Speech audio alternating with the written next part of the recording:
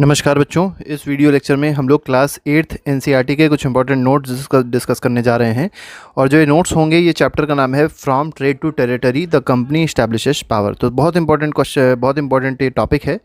चलिए first point देखते हैं। फर्स्ट पॉइंट में देखिए क्या कहा गया, the British power began to emerge in India from second half of 18th century. इसका मतलब क्या है, जो ब्रिटिश पावर थी वो भारत में कब आने लग गई, बहुत ज़्यादा इमर्ज होने लग गई थी 18th सेंचुरी के सेकेंड हाफ में, मतलब अप्रॉक्सीमेटली 1750 के बाद में। ठीक है, नेक्स्ट में कहा गया the British originally came to India. अब देखिए जब ब्रिटिशर्स भारत आए तो वो किस तरीके से आए थे, तो वो एक ट्रेडिंग कंपनी बनाने के लिए आए, ट्रेड करने के लिए रूप में आए थे कि वो व्यापार करेंगे, यहाँ से सामान लेंगे, वहाँ जाके बेचेंगे, और कहीं ना कहीं सिर्फ और सिर्फ ट्रेडिंग का उन लोग का पर्पस था। ठीक है, and were reluctant to acquire the territories. लेकिन बाद में इन लोग ने क्या सोचा कि ये टेरिटरीज को एक्वायर करें और यहीं पे बस जाए और ये पूरा जो भारत है उस पर अपना कब्जा कर लें। Ultimately they became the masters of vast territory, और बाद में ऐसा हुआ भी कि पूरे भारत पे कब्जा इन लोग ने कर लिया था। It took a long time, लेकिन इसमें जो समय लगा वो बहुत ही ज़्यादा लगा। इन 1600 द ईस्ट इंडिया कंपनी। अब देखिए 1600 में एक बहुत इंपॉर्टेंट चीज़ हुई। क्या हुआ था, East India Company acquired a charter from the ruler of England. तो रूलर, जो इंग्लैंड का रूलर थी क्वीन एलिजाबेथ वन, उनसे इन्होंने क्या किया, ईस्ट इंडिया कंपनी ने चार्टर एक्वायर कर लिया। किससे? क्वीन एलिजाबेथ वन से। ठीक है, granting it the sole right to trade with the East. और इससे उनको एक राइट मिल गई कि वो लोग ईस्ट में जाके, ईस्ट मतलब जिधर भारत पड़ता है, इंग्लैंड के राइट में, इंग्लैंड के ईस्ट में जिधर भारत पड़ता है उधर जाके वो लोग क्या कर सकें, ट्रेड कर सके। ठीक है, नेक्स्ट में आते हैं the royal charter however could not prevent other European forces from entering the eastern markets. देखिए रॉयल चार्टर जो दिया गया ब्रिटिशर्स को, उसने ब्रिटिशर्स को तो अलाउ कर दिया था कि वो ईस्ट में आके ट्रेड करें, लेकिन वो ये प्रिवेंट नहीं कर पाया। बाकी यूरोपियन पावर्स भी आ चुकी थी, जैसे फ्रांस आ गई थी, फ्रेंच आ गई थी, पुर्तगीज़ आ गई थी, डच आ गई, ये सबकी सब आ गई और यहाँ पर ट्रेड करने लग गए। इनको रोक नहीं पाया ब्रिटिश का चार्टर। ठीक है, या royal charter. The Portuguese establish their presence in western coast. देखिए पुर्तगीज़ कहाँ पर आए, तो पुर्तगाल के जो लोग थे या पुर्तगीज़ जो ट्रेडर्स थे वो कहाँ पे आके सेटल हो गए थे, वेस्टर्न कोस्ट पे आए, सेटल हुए, और उन लोगों ने अपना बेस कहाँ बना दिया था, गोवा में अपना बेस बनाया। ठीक है, by the early 17th century, तो अर्ली 17th सेंचुरी की बात करी गई है। Dutch too were exploring the possibilities of trade. तो देखिए डच जो थे, ठीक है, तो डच जो लोग थे वो भी आ गए कहाँ पर, भारत में, और वो भी ट्रेड करने की फिराक में लग गए। द इंडियन ओशन, मतलब कहाँ पर ये ट्रेड कर रहे थे, अक्रॉस द इंडियन ओशन, मतलब इंडियन ओशन का जो रूट था उसके थ्रू वो ट्रेड कर रहे थे। और इसके साथ ही साथ फ्रेंच भी आ गया था। तो सबसे पहले पुर्तगाली आए, फिर डच आ गए थे, और उसके बाद में कौन आ गया था, फ्रेंच भी आ गए। नेक्स्ट में आते हैं। नेक्स्ट में देखिए क्या कहा गया, all the companies wanted to buy the same things. देखिए हर एक कंपनी, चाहे वो मतलब ब्रिटिशर की हो, ईस्ट इंडिया कंपनी हो, डच की कंपनी हो, पुर्तगालीज़ की कंपनी हो, या कोई भी कंपनी हो, वो सिर्फ एक चीज़ करना चाह रही थी, क्या, सेम चीज़ें खरीदना चाह रही थी। और क्या क्या चीज़ें भारत से खरीद के लेके जाना चाह रही थी, जो भारत में बहुत अच्छी क्वालिटी का कॉटन मिलती है, सिल्क मिलता है, ठीक है, काली मिर्च जिसको पेपर कहते हैं वो मिलता है, क्लोव्स मतलब जिसको लौंग कहते हैं, कार्डमम इलायची होती है, और सिनामन। ठीक है, तो इतनी सारी चीज़ें जो भारत में मिलती हैं, भारत के मार्केट में मिलती थी, इसको ये लोग अपनी कंट्री में लेके जाना चाहते थे, कम रेट पे लेके जाना चाहते थे, और अपनी कंट्री में जाके बहुत ज़्यादा दामों में बेचते थे।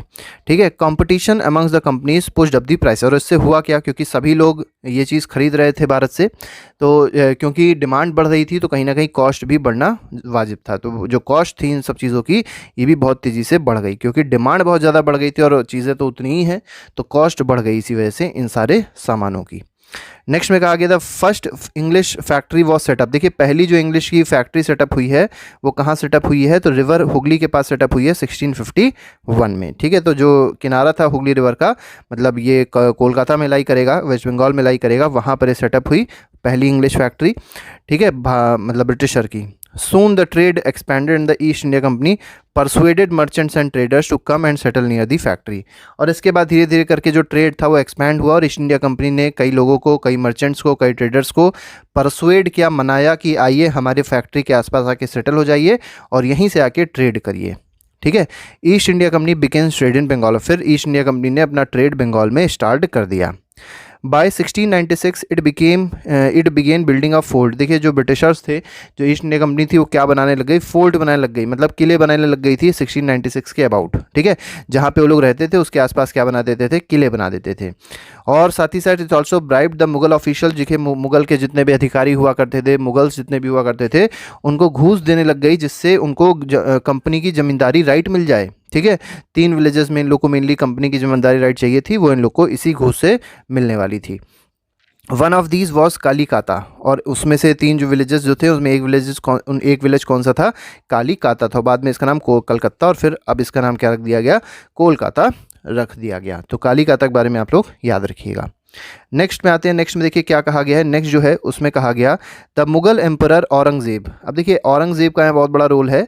To issue a farman granting company rights to trade duty free, मतलब जो औरंगजेब था उसने फरमान एक जारी कर दिया और कंपनी को राइट दे दी किस चीज़ की, ड्यूटी फ्री, मतलब टैक्स नहीं लेंगे, वो आसानी से बिना टैक्स दिए क्या कर सकते हैं, ट्रेड कर सकते हैं।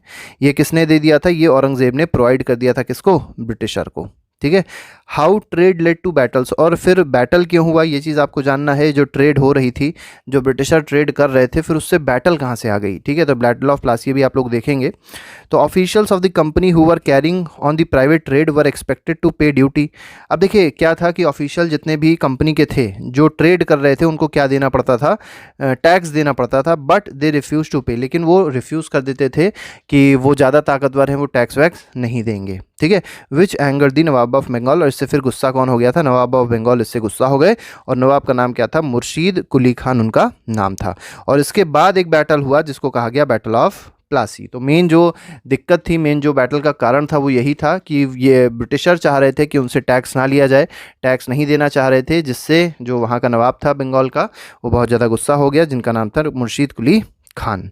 After the death of Aurangzeb, जब औरंगजेब की डेथ हुई तो Bengal of nawab Murshid Ali Khan, Alivardi Khan and Sirajuddaula one after the other refuse to grant concession to the company. अब देखिए जब औरंगजेब की डेथ होती है तो इसके बाद औरंगजेब तक तो चलिए ठीक था कि नहीं दे रहे थे, कोई बात नहीं, लेकिन जब औरंगजेब की डेथ होती है तो बंगाल ऑफ जितने भी नवाब, बंगाल के इतने भी नवाब थे, जैसे मुर्शीद कुली खान थे, उसके बाद अलीवर्दी खान थे, फिर सिराजुद्दौला था, तो इन सब ने बिल्कुल मना कर दिया, बिल्कुल रिस्ट्रिक्ट कर दिया कि कोई भी ट्रेड कंपनी नहीं करेगी बिना टैक्स दिए। तो इससे कहीं ना कहीं कंपनी बहुत ज़्यादा, मतलब ये कह सकते हैं गुस्से में भी आ गई थी। तो इसके बाद जो बैटल हुआ उसका नाम है battle of Plassey. In situation the company began to think about replacing Sirajuddaulah. तो देखिए यहाँ पर सिराजुद्दौला की बात आई लास्ट, मतलब यहाँ पर आप देखेंगे तो आखिरी में जो दिक्कत कर रहा था वो सिराजुद्दौला ही था, बंगाल का नवाब।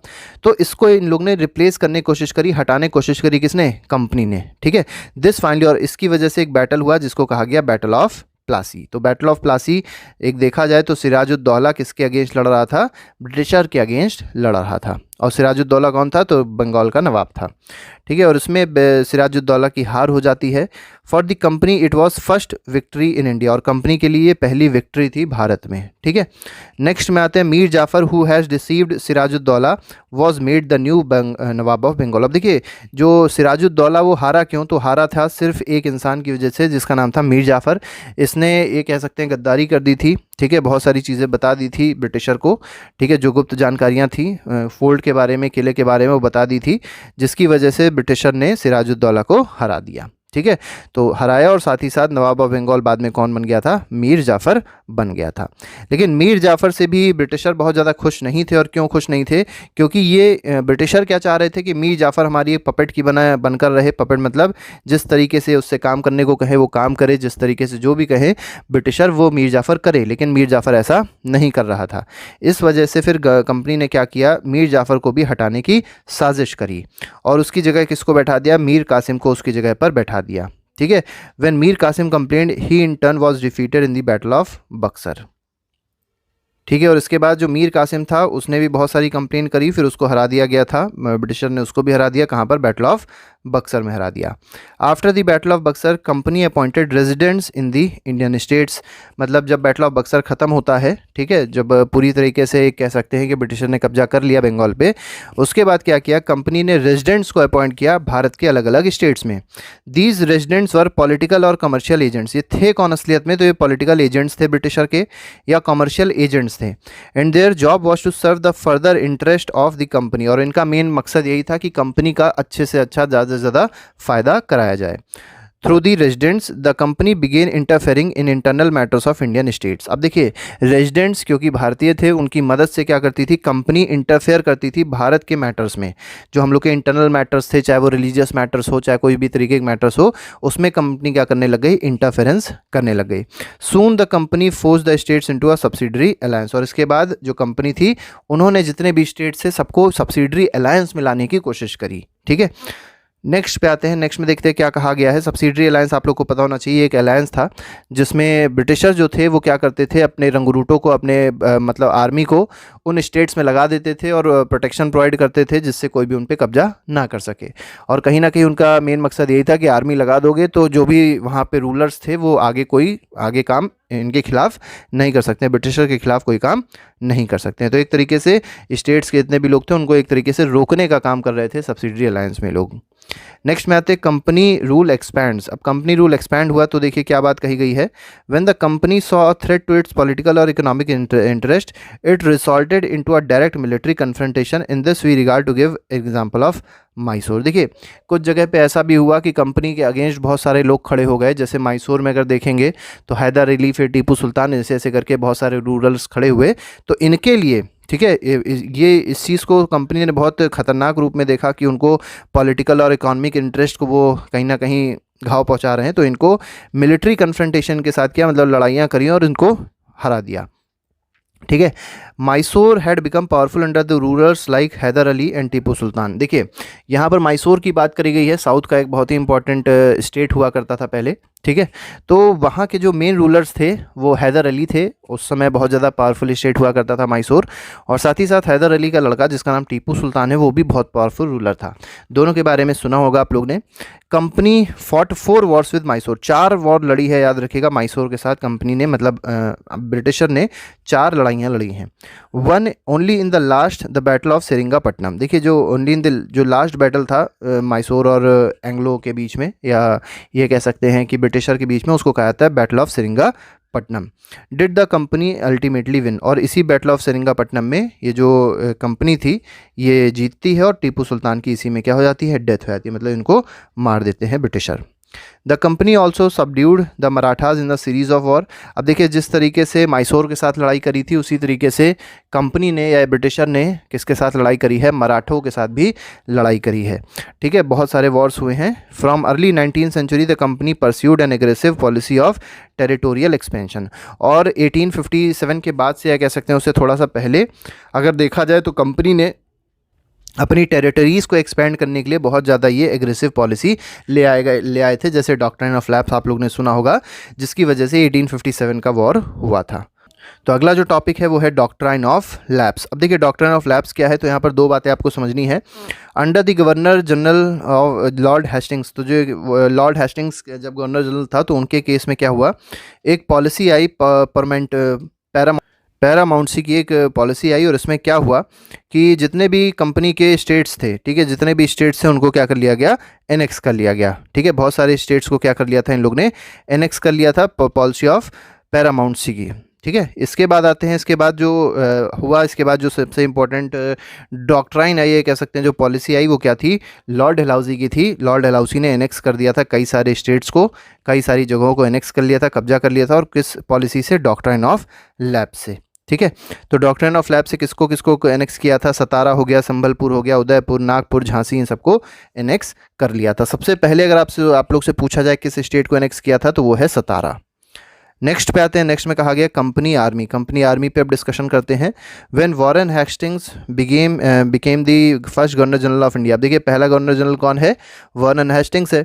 जब एक फर्स्ट गवर्नर जनरल बनता है 1857 के बाद, तो क्या होता है, ये इंट्रोड्यूस सेवरल एडमिनिस्ट्रेटिव रिफॉर्म्स है, कई सारे एडमिनिस्ट्रेटिव रिफॉर्म्स लेके आता है, और मेनली किस स्फेयर में, जस्टिस, मतलब एक तरीके से ये कह सकते हैं कि आर्मी के स्फेयर में, पुलिस के स्फेयर में ये बहुत सारे नए नए एडमिनिस्ट्रेटिव रिफॉर्म्स लेके आता है। इन दी 19th सेंचुरी, मतलब अर्ली 19th सेंचुरी की बात करिए, British developed a uniform military culture. अब यहाँ पर एक यूनिफॉर्म मिलिट्री कल्चर आ गया था। Soldiers were increasingly subject to European style training. देखिए अब जो कल्चर था उसमें कुछ इस तरीके से रखा गया था, मतलब कुछ इस तरीके की ट्रेनिंग लोगों को दी जाती थी कि वो यूरोपियन स्टाइल से रिलेटेड थी। ड्रिल सिखाई जाती थी इन लोगों को, कई सारे ड्रिल कराई जाती थी, कई सारे एक्सरसाइजेस, कई सारी ट्रेनिंग कराई जाती थी।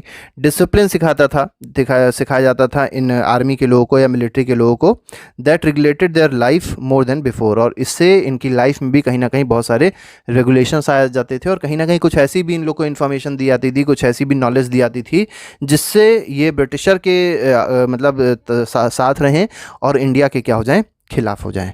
दस the India east India company was transform from trading. अब इस वजह से क्या हुआ, जो ईस्ट इंडिया कंपनी थी, मतलब इन सारी चीज़ों में अगर आप देखें तो आपको क्या पता चला कि वो लोग आए किस रूप में थे, आए थे सिर्फ मर्चेंट की तरह ट्रेड करने के लिए, व्यापार करने के लिए, दुकान उकान चलाने के लिए अपनी, लेकिन बाद में उन लोग ने क्या कर लिया, पूरी टेरिटरी पे कब्जा कर लिया, मतलब पूरे भारत में इन लोग ने कब्जा करने की कोशिश करी और कॉलोनियल रूल यहाँ पर लागू कर दिया। ठीक है, कॉलोनीज़ बना ली। अब यहाँ पर आते हैं कुछ इंपॉर्टेंट वर्ड्स पे जो मैटर करते हैं इस चैप्टर में। जैसे सबसे पहला जो टर्म है उसका नाम है मर्केंटाइल। मर्चेंटाइल का मतलब क्या होता है, the word refers to a business enterprise. तो ये एक तरीके का बिजनेस इंटरप्राइज है that makes profit primarily through trade. और ये प्रॉफिट किससे करता है, तो ये लोग मेनली क्या करते हैं, ट्रेड करते हैं। ठीक है, buying goods cheap and then selling them at higher price. मतलब ये सस्ता सामान कहीं से खरीद के लाते हैं और उसको बहुत हाई प्राइस में जाके दूसरी जगह पर बेचते हैं। फैक्टर क्या होता है, तो फैक्टर की बात अगर करी जाए तो company traders were known at that time factors. देखिए फैक्टर्स कौन होते थे, जो कंपनी ट्रेडर्स हुआ करते थे, ठीक है, उनको उसमें क्या कहा जाता था, फैक्टर्स कहा जाता था, फैक्टर कहा जाता था। फरमान क्या होता है, तो एक रॉयल ऑर्डर होता है। ठीक है, मुगल पीरियड में जो रॉयल ऑर्डर आया था उसको क्या कहा जाता था, फरमान कहा जाता है। और ये कौन पास करता था, जो मुगल का रूलर होता था वो इसको पास करता था। पपेट क्या होता है, तो पपेट एक ऐसे पर्सन होते हैं जिनको कंट्रोल कोई दूसरा करता है। जैसे आपने देखा अभी कई सारे ऐसे मतलब रूलर्स थे जिनको ब्रिटिशर पपेट बनाकर रखता था। पपेट मतलब जैसा ब्रिटिशर कहेंगे वैसा ही वो रूलर करेगा, तो यही पपेट है। ठीक है, इसको हिंदी में कठपुतली कहते हैं। नेक्स्ट पे आते हैं नेगोशिएशंस। इसका मतलब क्या होता है, formal discussion between people in order to find a solution. ठीक है, जिसमें सुलह, जिसको इसको हिंदी में सुलह कहते हैं। इसका मतलब कई फॉर्मल डिस्कशन होते हैं दो या दो से अधिक लोगों के बीच में, जिससे किसी भी विवाद के लिए एक सॉल्यूशन खोजा जाता है। ठीक है, चार्टर क्या होता है, ऑफिशियल ऑर्डर को हम लोग क्या कहते हैं, चार्टर कहते हैं। तो चार्टर क्या एक तरीके का ऑफिशियल ऑर्डर होता था। इंजक्शन जब भी आपको वर्ड मिले तो इसका मतलब क्या होता है, इंस्ट्रक्शन होता है। सब सर्वियंस, तो सब सर्वियांस का मतलब क्या है, the act of being submissive है। कॉन्फेडरेसी क्या है, तो अलायंस है। ठीक है, इसके बाद मुफ्ती की बात करते हैं। मुफ्ती क्या है, तो jurist of Muslim community, jurist होते थे। Responsible for expounding the law that qazi would administer. ठीक है, तो देखिए मुफ्ती का मतलब क्या है, मुफ्ती का मतलब ये है a jurist of Muslim community. Muslim community का एक ज्यूरिस्ट है जो रिस्पॉन्सिबल होता है किस चीज़ के लिए, लॉ को एक्सप्लेन करने के लिए रिस्पॉन्सिबल होता है कौन, मुफ्ती। ठीक है, दैट काजी वुड एडमिनिस्टर। तो मेनली इसका काम क्या है, मुफ्ती का काम क्या होता है कि जो भी लॉ बताता है काजी, उसको एक्सप्लेन करने का काम किसका होता है, मुफ्ती का होता है। पैरामाउंटेंसी का मतलब क्या होता है, बीइंग सुप्रीम। ठीक है, तो अपने को सुप्रीम दिखाना ये होता है बीइंग पैरामाउंटेंसी। ठीक है, इसके बाद आते हैं काजी क्या है, तो काजी एक जज होता है। नेक्स्ट पे आते हैं, नेक्स्ट में क्या कहा गया, इम्पीचमेंट। इम्पीचमेंट आप लोगों ने कई बार सुना होगा, कॉन्स्टिट्यूशन में भी आता है इम्पीचमेंट मतलब a trial by House of Lords in England on the charges of misconduct brought against person in the House of Commons. तो देखिए ये एक तरीके से एक ट्रायल है, मतलब एक केस टाइप का है जो हाउस ऑफ लॉर्ड्स में चलता है। ठीक है, और किस चीज़ पे है, तो किसी पे अगर चार्ज लगता है मिसकंडक्ट का, ठीक है, brought against by a person in the house of Commons. तो अगर हाउस ऑफ कॉमन में कोई पर्सन किसी के अगेंस्ट कोई चार्ज लगाता है मिसकंडक्ट का, तो उसके लिए क्या होती है, एक ट्रायल होती है, उसको कहा जाता है इम्पीचमेंट। सवार कौन होता है, तो घुड़सवार मतलब man on horses is called sowars. धर्मशास्त्र क्या होता है, संस्कृत टेक्स्ट जो है वो धर्मशास्त्र है। ठीक है, जिसमें कई सारे कोड्स बिहेवियर के बताए गए हैं, सोशल रूल्स बताए गए हैं बहुत सारे। तो इस तरीके से धर्मशास्त्र के बारे में पता होना चाहिए आप लोग को। मस्केट की बात अगर करी जाए तो मस्केट क्या होता है, heavy gun use for infantry soldiers. ठीक है, तो एक तरीके की गन होती है जो सोल्जर्स यूज़ करते थे ब्रिटिशर के। मैच लॉक भी एक तरीके की गन है, अर्ली टाइप ऑफ गन थी in which powder was ignited by a match. जिसमें पाउडर जो होता था, गन पाउडर जो होता था, उसको इग्नाइट किससे किया जाता था, एक मैच से, मतलब एक माचिस से किया जाता था। कुछ इंपॉर्टेंट डेट लाइंस देख लेते हैं, मतलब कुछ इंपॉर्टेंट डेट्स देख लेते हैं। जैसे 1498 क्या है, तो वास्को डा गामा ने क्या खोजा था, सी रूट खोजा था भारत के लिए। ठीक है, एक पुर्तगाली एक्सप्लोरर था वास्को डा गामा, उसने सी रूट खोजा था भारत जाने के लिए। नेक्स्ट पे आते हैं, नेक्स्ट 1600 की बात करी गई, east India Company acquired charter. तो 1600 मतलब एडी में चार्टर मिल जाता है ईस्ट इंडिया कंपनी को, किससे, रूलर ऑफ इंग्लैंड जो क्वीन एलिजाबेथ वन थी, उनसे चार्टर मिल जाता है। और ये इसको राइट दे देता है ब्रिटिशर को या ईस्ट इंडिया कंपनी को कि ये ईस्ट में जाके क्या कर सकता है, ट्रेड कर सकता है। नेक्स्ट पे आते हैं 1650 से 1750 तक अगर देखा जाए तो Europeans entered India as traders. तो मतलब 1650 से मतलब 100 साल के लिए क्या रहे हैं, यूरोपियन जितने भी आए वो एक ट्रेडर की तरह काम करते थे, मतलब व्यापारियों की तरह यहाँ पर काम करते थे। 1651 की बात करी गई है, पहली इंग्लिश फैक्ट्री सेटअप हुई थी, और कहाँ पर सेटअप हुई थी, बैंक ऑफ रिवर हुगली, मतलब एक तरीके से कोलकाता में सेटअप हुई थी। नेक्स्ट पे आते हैं 1696 में। देखिए क्या कहा गया है, company began building fort around the settlement, मतलब जहाँ पर कंपनी रहती थी वहाँ पर इन लोग ने किला बनाना स्टार्ट किया, फोर्ट बनाना स्टार्ट कर दिया था 1696 में। 1700 से 1750 की बात अगर करी जाए तो breakup of the Mughal empire, मतलब एक तरीके से यहाँ पर मुगल एम्पायर बहुत वीक हो गया था, ब्रेकअप होने लग गया मुगल एम्पायर का, छोटे छोटे टुकड़ों में टूट गया था। British started their conquest of India. अब जब ब्रिटिशर को ये चीज़ दिखाई पड़ी कि कहीं ना कहीं जो रूलर थे वो वीक होते चले आ रहे थे, तो इन लोगों ने यहाँ पर आने की, कॉन्क्वेस्ट करने की पूरी कोशिश करी, कब्जा करने की कोशिश करी।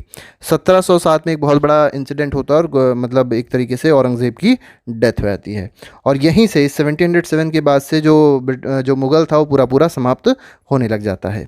1756 की अगर बात करी जाए तो Alivardi Khan died and Sirajuddaula became the nawab of Bengal. देखिए 1756 में क्या हुआ था, तो अलीवर्दी खान जो थे नवाब ऑफ बंगाल, उनकी डेथ हो जाती है, और सिराजुद्दौला जो था वो नवाब ऑफ बंगाल अब बन जाता है। 1761 की बात करी गई है, हैदर अली रूलर बन गया था मैसूर का। इसके बाद 1757 में क्या हुआ था, बैटल ऑफ प्लासी हुआ था, बहुत इंपॉर्टेंट है, ठीक है। नेक्स्ट में आते हैं, नेक्स्ट में देखिए क्या कहा गया है, 1764 में बैटल ऑफ बक्सर हुआ है। तो पहले बैटल ऑफ प्लासी हुआ, उसके बाद 64 में क्या हुआ था, बैटल ऑफ बक्सर हुआ था। दोनों के दोनों बैटल जो हुए थे वो ब्रिटिश लड़ा था किसके अगेंस्ट, बंगाल के नवाब के अगेंस्ट लड़ा था, ठीक है। तो एंग्लो बंगाल मतलब कह सकते हैं कि जो ब्रिटिशर है उसकी लड़ाई दोनों केस में किसके अगेंस्ट हुई है, तो नवाब के, मतलब बंगाल के नवाब के अगेंस्ट हुई है, और दोनों में ही ब्रिटिशर की जीत हुई है। 1765 में क्या हुआ, मीर जाफ़र मर जाता है, डेथ हो जाती है। Mughal emperor appointed the company as diwan of provinces of the Bengal, ठीक है। तो मुगल एम्परर ने क्या किया 1765 में, देखिए 64 में बैटल ऑफ बक्सर हुई, 65 में मीर जाफ़र मर गया, तो क्या हुआ, मुगल एम्परर जो था उसने कंपनी को क्या बना दिया था, दीवान बना दिया था। प्रोविंस जो भी बंगाल की प्रोविंसेस थी उसका दीवान किसको बना दिया, कंपनी को बना दिया, ठीक है। 1775 से 1782 तक अगर देखा जाए तो एंग्लो मराठा वॉर हुआ है, मतलब मराठों और एंग्लो मतलब ब्रिटिशर के बीच में वॉर हुआ है, ठीक है। 1782 से 99 के बीच में टीपू सुल्तान जो था वो रूलर बना मैसूर का, और कहीं ना कहीं बहुत ज़्यादा इनके और ब्रिटिशर के बीच में भी दो लड़ाइयाँ हुई हैं, ठीक है। थर्ड एंग्लो मैसूर वॉर और फोर्थ एंग्लो मैसूर वॉर। 1767 से 69 की अगर बात करी जाए तो पहला बैटल हुआ था, ठीक है। 1767 से 69 तक पहला बैटल हुआ कंपनी और मैसूर के बीच में, इसको कहा गया फर्स्ट एंग्लो मैसूर वॉर, ठीक है। कब हुआ था, 1767 से 1769 तक। इसके बाद सेकेंड बैटल हुआ था 1780 से 84 तक, ठीक है। Anglo Mysore war, second Anglo Mysore war हुआ है 1780 से 1784 तक। इसके बाद 1785 में क्या हुआ था, Tipu Sultan stop the export of sandalwood, pepper and cardamom. देखिए बहुत बड़ा काम कर दिया टीपू सुल्तान ने कि 1785 जब यहाँ पर हारे लोग सेकेंड बैटल में, जब इनके पिताजी हारे थे हैदर अली, तो 1785 में गुस्से में क्या कर दिया था टीपू सुल्तान ने, सारा एक्सपोर्ट जो था चंदन की लकड़ी का, पेपर का, कार्डमम का, सब कुछ बंद कर दिया था, ठीक है। और जितने भी लोकल मर्चेंट्स थे उनको मना कर दिया था कि कोई भी अब कंपनी के साथ ट्रेड नहीं करेगा, ठीक है। 1790 से 1792 की बात अगर देखी जाए तो थर्ड बैटल हुआ कंपनी और मैसूर के बीच में। इसमें कोई बहुत बड़ा मतलब ये कह सकते हैं कि आंसर नहीं मिला था, कोई फाइनल रिजल्ट नहीं मिला, लेकिन 1790 से मतलब इसके बाद जो बैटल हुआ था 1799 में, ये लास्ट बैटल था कंपनी और मैसूर के बीच में, मतलब एंग्लो मैसूर वॉर चौथा था। इसमें टीपू सुल्तान की क्या हो जाती है, डेथ हो जाती है, मतलब ये लोग मार देते हैं इसको। 1801 की बात अगर करी जाए, नवाब अवध जो था उसको अपनी हाफ टेरिटरी देने के लिए इन लोग ने उकसाया, मतलब एक तरीके से फोर्स किया था, किसने, कंपनी ने, कि आधी टेरिटरी किसने ले ली थी, कंपनी ने ले ली थी, किसकी, अवध की, 1801 में। 1803 से 1805 में क्या हुआ था, तो सेकेंड एंग्लो मराठा वॉर हुआ। 1817 से 1819 तक क्या हुआ था, थर्ड एंग्लो मराठा वॉर हुआ। और इसके बाद 1813 से 1823 तक अगर देखा जाए तो लॉर्ड हेस्टिंग जो था वो पहला गवर्नर जनरल बना था, किसका, भारत का। इसके बाद आते हैं कुछ इंपॉर्टेंट और पॉइंट्स पे। 1849 में पंजाब को एनेक्स कर लिया था ब्रिटिशर ने, मतलब कंपनी ने।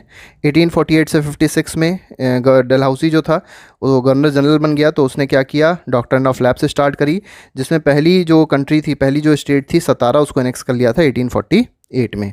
फिर 1850 में संबलपुर को एनेक्स किया गया, फिर 52 में उदयपुर को, 53 में नागपुर को, फाइनली किसको एनेक्स किया गया था 1854 में, झांसी की रानी, जहाँ पर लड़ाई करी थी और मरते मरते मतलब लड़ते लड़ते ये मर गई थी झांसी की रानी। और हगरोज नाम का एक आदमी था जिसने इनको क्या किया था, हरा दिया था और मार भी दिया था, ठीक है। इसके बाद आते हैं 1856 में क्या हुआ था, तो कंपनी ने अवध को भी एनेक्स कर लिया था। 1857 में अगर देखें तो एक बहुत ही इंपॉर्टेंट वॉर हुआ जिसको फर्स्ट वॉर ऑफ इंडिपेंडेंस कहा गया। ठीक है, तो यहाँ तक आप लोग का ये चैप्टर है।